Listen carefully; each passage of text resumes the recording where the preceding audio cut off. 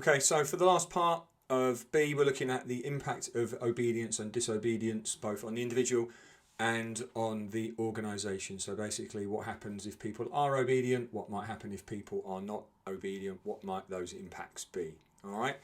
So we're thinking about, what happens when you do what you're told. Okay, what are the bonuses that might come with that? And then we talked about the different types of rewards that you might get from that. So you've got the external or the extrinsic rewards that you might get. All right.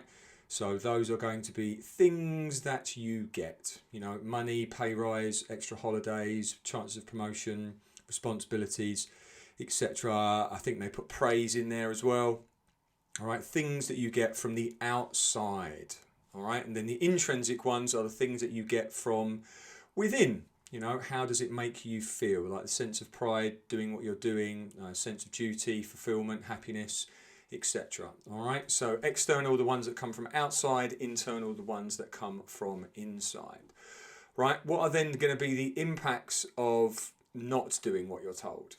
All right, so again, these are pretty simple. We've covered these in class. We've had lots of examples of people in class, going down this road. So if you don't do what you're told, obviously there are going to be disciplinary procedures.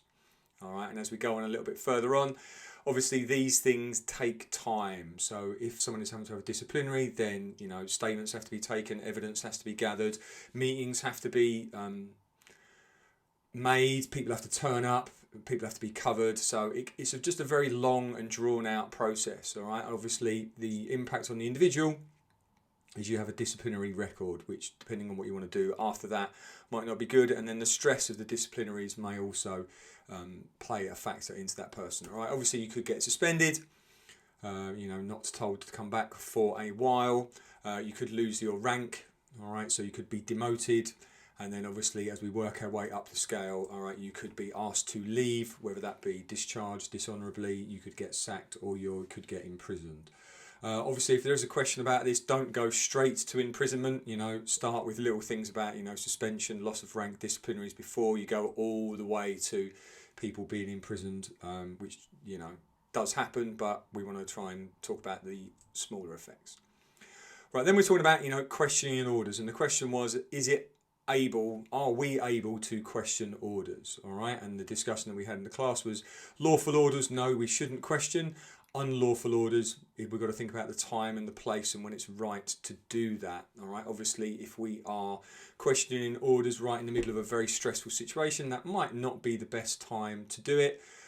We had a massive discussion about soldiers, etc., being able to question orders and not doing things just because they are following orders. So again, this is down to whether it's a lawful order or an unlawful order. Is it a moral act that you're being asked to do? And then we skipped over and then we came back to talk about whistleblowing. So there was a question a while back, what is the process and the impact of whistleblowing? All right, what might happen? So the process of whistleblowing, well, first of all, you speak to your manager, the other person in the rank above you. If they are the problem, then you go an extra rank higher. If you feel that the organisation isn't going to take your concern seriously, then you can go and see the ombudsman, which was the word, and there's even a government process if you go onto the government website that you can do to actually whistleblow if you feel things are not being done properly. All right, so that could be illegal acts, that could be things where people's health and safety is being put at risk, things that are not being done properly by your organisation.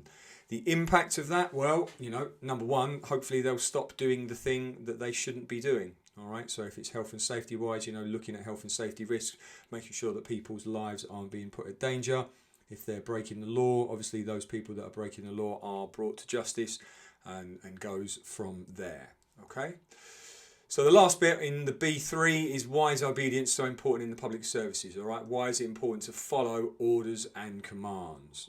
All right, I know you're all going to go efficiency, that's great. That's kind of what we're talking about here. So making sure that the things that need to be done are done. So that's number one, all right? Making sure that the objectives and the tasks that organisation sets out to do are met. All right, yes, efficiency comes in there, as it says in the spec sheet. Yeah, a service becomes efficient and disciplined, which is good. Things get done. Don't forget efficiency. Things get done well. Things get done quickly and without wasting resources. The organisation then is disciplined. And then hopefully again, we're not going to be bringing the service into disrepute by making sure that orders are followed. And by doing that, if everybody in the service is disciplined and is obedient, then it allows for that mutual respect across all of the employees in the public services and then across different public services as well.